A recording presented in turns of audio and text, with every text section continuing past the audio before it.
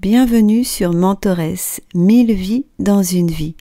Je suis Céline Tran et voici mon espace de partage, d'expression, où j'ai envie de parler avec vous d'audace, de lâcher prise, de créativité, d'accomplissement.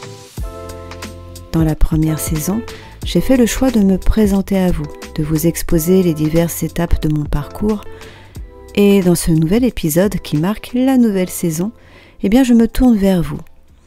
J'ai envie de vous parler en fait de problématiques, de situations que j'ai pu rencontrer dans le cadre de mes séances en tant que coach. Et il se peut bien que certaines thématiques résonnent pour vous, puisqu'après tout ce sont des thématiques universelles. En fait, quel que soit notre âge, notre culture, notre genre, et même notre histoire, nous avons tous ce point commun de rechercher notre place, d'avoir de la reconnaissance, d'aimer et d'être aimé. Bien sûr, chacun et chacune le cherche à sa manière et l'exprime à sa manière. Mais il y a ce besoin fondamental de créer du lien. Et ce n'est pas toujours facile. D'ailleurs, j'ai fait un petit sondage dernièrement sur mon compte Instagram. Pour ceux qui me suivent sur I am Céline Tran, j'ai ouvert un canal qui s'appelle Intimus, qui est dédié aux questions autour de l'intimité. Et j'ai fait un petit sondage concernant les thématiques qu'on voulait me voir aborder en priorité. Et ce qui est ressorti, que ce soit du côté de la population anglophone ou francophone, c'est de parler d'estime de soi. Ah, l'estime de soi. Mais de quoi on parle quand on parle d'estime de soi? Parce que l'estime de soi, ce n'est pas exactement la confiance en soi. Ça peut être trompeur. Il y a des personnes qui dégagent beaucoup de confiance en elles, mais qui n'ont pas confiance en elles. Il y en a qui ont confiance en elles, mais qui pour autant n'ont pas d'estime d'elles-mêmes. Ce n'est pas la même chose. Parce que quand on parle de confiance, on parle davantage de croyance en la capacité de faire quelque chose. Et c'est pour ça qu'on parle beaucoup de pratique, d'entraînement, et qu'en faisant, il y a un automatisme qui se fait, mentalement, physiquement, au point où on n'a plus besoin de penser à faire quelque chose. Ça devient comme naturel, comme lorsque vous avez appris à marcher. Vous avez trébuché au départ, et puis vous vous êtes relevé, et vous avez recommencé, et encore, jusqu'à ce que finalement la marche soit devenue quelque chose de naturel. Et pour ceux et celles pour qui cet exemple ne parle pas, il y en a plein d'autres bien évidemment. L'estime de soi, c'est autre chose. C'est quoi l'estime? Dedans, il y a de la considération, du respect, une forme d'attention, de l'amour aussi. Avoir de l'estime pour quelqu'un, c'est avoir une forme d'amour pour cette personne. Nous sommes chacun et chacune individuellement la personne avec qui on passe le plus de temps. Et pourtant, le paradoxe, c'est que, à un certain degré, on craint toutes et tous la solitude. C'est quelque chose que j'ai souvent entendu, ça, en séance. J'ai peur de me retrouver seule. J'ai peur de mourir seule. J'ai peur de me retrouver sans ressources. J'ai peur d'être abandonnée. Cette peur est plutôt naturelle, à vrai dire. Nous sommes des êtres sociaux. Nous sommes habitués à créer un lien dès la naissance. Nous avons besoin du lien à la mère et aux adultes qui nous entourent pour nous développer, pour ensuite être autonomes. Donc au départ, nous sommes des êtres fondamentalement dépendants et ce besoin continue de s'exprimer au cours de notre vie. Le truc qui est un peu foireux avec l'estime, c'est que quand on en manque, justement, on a plus de chances de tomber dans une relation de dépendance. Parce que si on ne s'estime pas soi-même, on se reporte sur quelqu'un ou sur quelque chose d'extérieur. Et autant dire que c'est une mise en danger. On parle tristement, mais heureusement qu'on en parle, on parle beaucoup de relations abusives. Et c'est pas toujours facile de les décrire, parce qu'une relation abusive n'est pas forcément évidente. À vrai dire, elle aura plus tendance à être identifiée par l'entourage que par soi-même. Et à combien de personnes, parmi vous, c'est arrivé de se retrouver à un moment donné dans une relation où vous vous êtes senti enfermé. Peut-être même que c'est le cas au moment où vous m'écoutez. Une sensation où vous ne savez plus où vous en êtes, où vous avez du mal à faire vos choix par vous-même.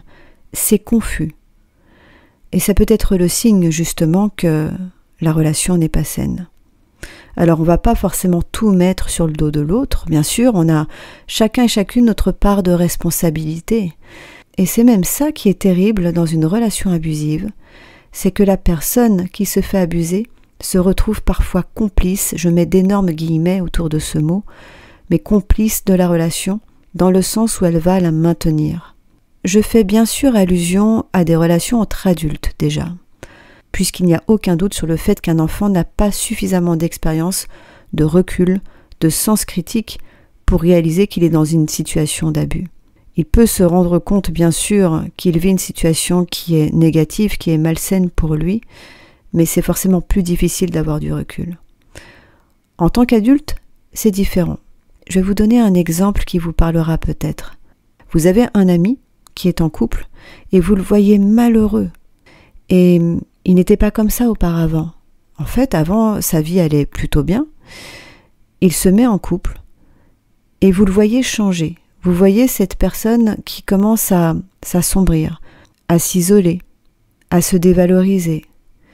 Et les phrases qui vont être prononcées seront « Ah, mais de toute manière, je ne suis pas à la hauteur. Ce que je fais, c'est jamais assez bien. » C'est toujours très important de questionner ce type de phrase. Quand quelqu'un vous dit « Je ne suis pas à la hauteur », mais qui t'a dit ça?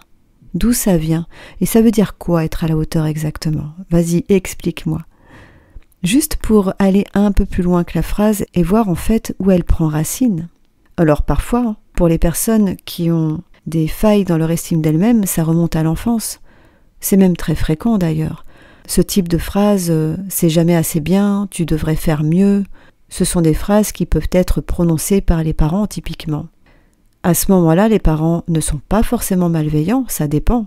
Il existe plein de cas de figure différents.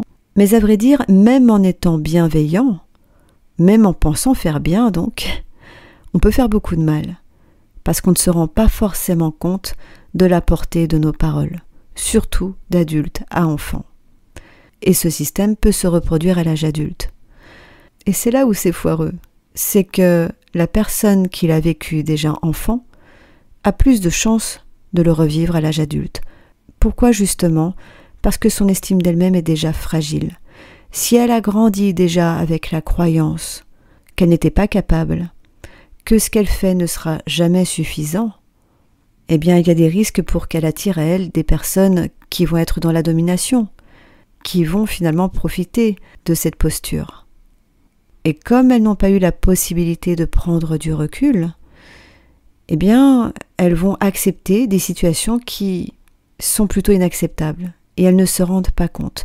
C'est la raison pour laquelle, lorsque je dis complice, je mets évidemment des gros guillemets. On peut être complice de relations qui sont malsaines, qui sont toxiques, mais ce n'est pas volontaire. Il y a comme une sorte de bénéfice caché à maintenir une relation dont on sait pourtant qu'elle ne nous fait pas du bien. Bien entendu, je précise qu'il n'est jamais question de faire culpabiliser les personnes qui vivent cette situation. Et je vais être honnête avec vous, je l'ai vécu. Moi aussi, je l'ai vécu, cette situation d'être dans une relation d'emprise avec quelqu'un qui était malveillant, qui ne s'en rendait peut-être pas compte, à vrai dire. C'est difficile d'avoir du recul. N'empêche que la relation peut être très nocive. Et le pire, c'est que ça peut durer longtemps.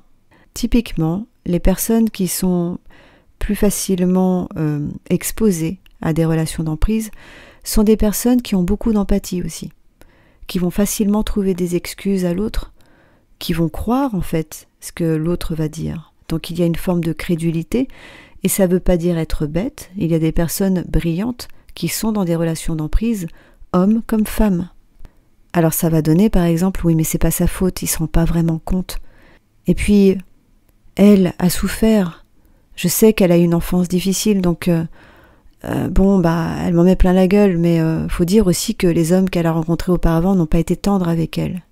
Ok, mais pour autant, est-ce que vous, l'homme du présent, qui est avec cette femme, méritez de payer pour les précédents? Et inversement, si vous, en tant que femme, vous êtes avec un ou une partenaire qui vous humilie, qui vous dévalorise, sous prétexte qu'il a souffert auparavant, est-ce que c'est ça déjà qui va aller vers la solution, qui va faire qu'il va aller mieux?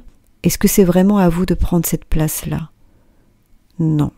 En fait, j'avais envie de vous proposer cette thématique parce que c'est un sujet qui m'active, c'est un sujet qui me touche particulièrement pour l'avoir vécu, mais aussi pour accompagner beaucoup de personnes, des hommes comme des femmes, et j'insiste, des hommes aussi vivent cette situation où ils sont coincés dans une relation où ils se sentent dévalorisés. Et comme ils n'ont pas forcément appris à s'aimer auparavant, eh bien, il y a cette croyance que ce n'est pas possible.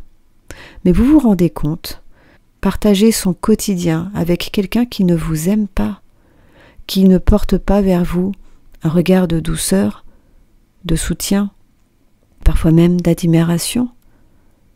Mais pourquoi endurer ça?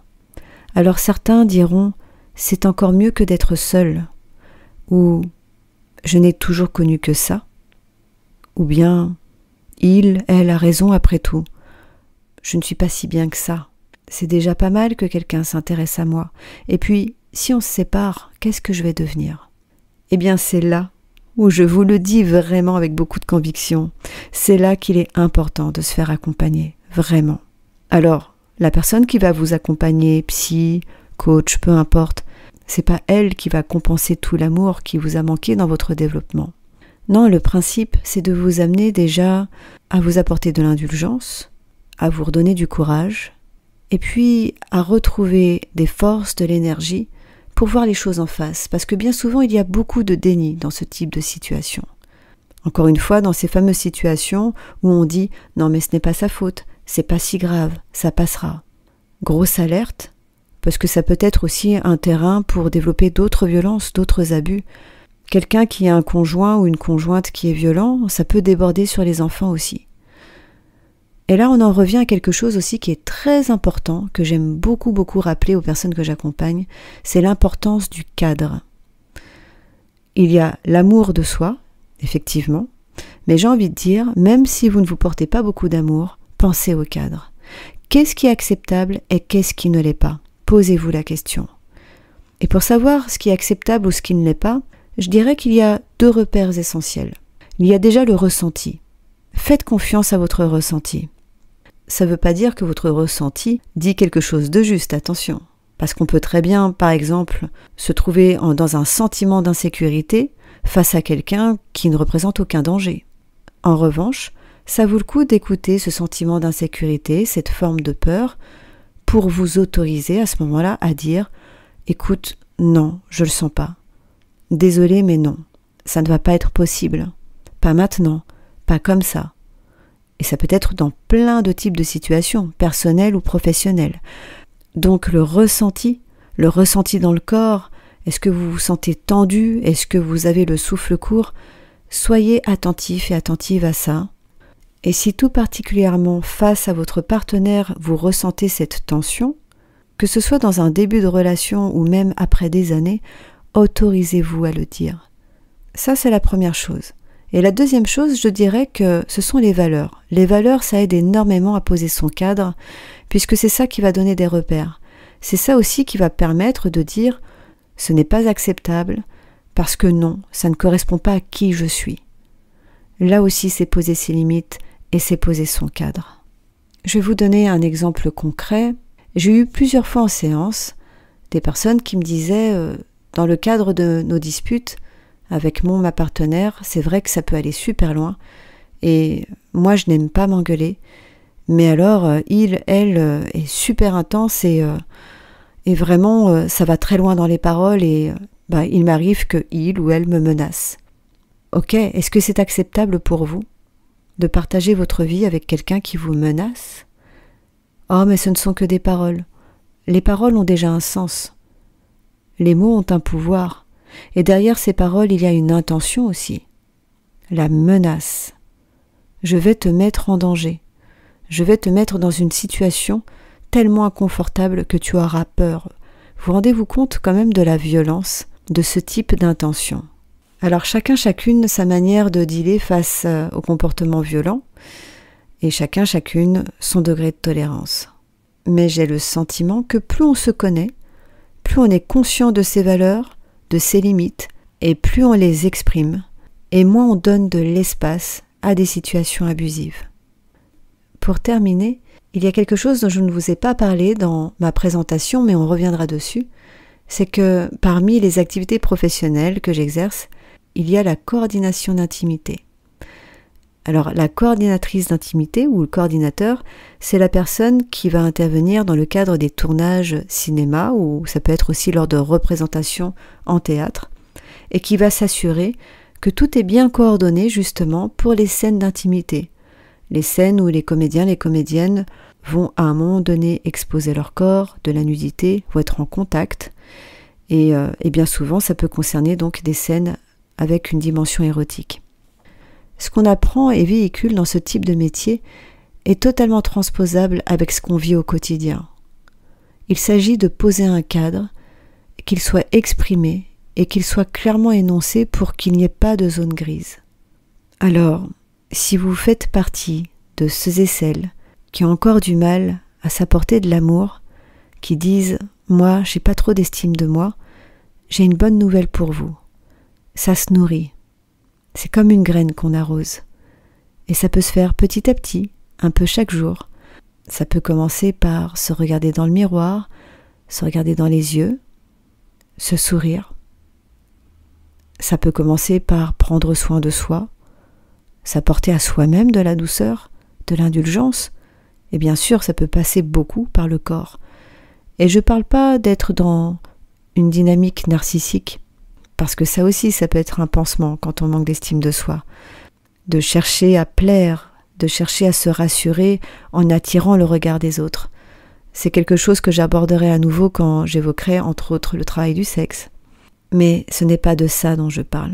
Je vous parle de douceur, d'indulgence, de cœur. Et puis l'autre bonne nouvelle, comme je viens de vous l'exposer dans cet épisode, c'est que même si on manque d'estime de soi, il y a toujours la possibilité de reprendre sa place. Ça demande un peu de courage, c'est vrai, mais prendre sa place, oser dire non, oser demander de l'aide. Et puis, si vous n'avez pas la possibilité de vous faire accompagner, il y a plein d'associations, de numéros verts qui sont gratuits, des numéros d'aide qui sont à disposition pour trouver de l'aide. En tout cas, si c'est votre situation, eh bien soyez les bienvenus pour poster un commentaire et n'hésitez pas aussi à partager votre expérience si vous en avez envie. Je vous remercie de m'avoir écouté et je vous donne rendez-vous dans le prochain épisode de Mentoresse, 1000 vies dans une vie. Pensez à vous abonner.